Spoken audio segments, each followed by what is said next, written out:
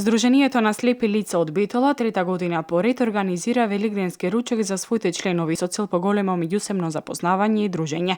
Овој период ова здружение заедно со државните институции работи повеќе на инклузијата на слепите лица во општественото живење. Посебно акцент е ставен на образованието. Средба на која жените членки на Здруженијето на слепи подготвуваат своји производи со своја рака и тука се дружиме.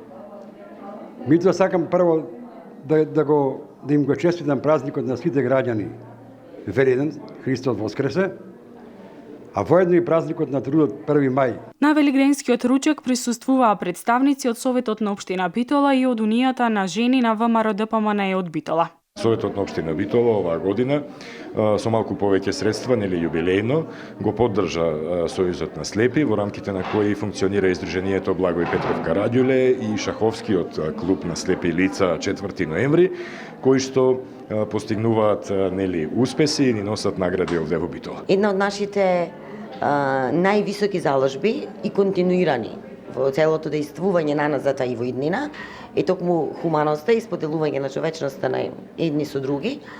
Така што Унијата на жени секоја година традиционално организира хуманитарен велигденски хепенинг.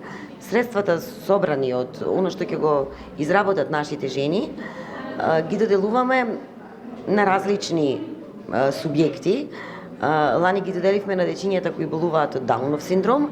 Годинава, бидејќи ова здружение одбележува 70 години од своето постоење, решивме тоа да го направиме за овие луѓе, за ова здружение. Со овие неформални активности се нагласува уште повеќе потребата од соодветна инклузија на слепите лица во општеството. Во Битола веќе функционира пешачката патека за слепи лица, а во иднина ќе се реализираат уште проекти, резултат на соработката меѓу општина Битола и Здруженијето на слепи лица.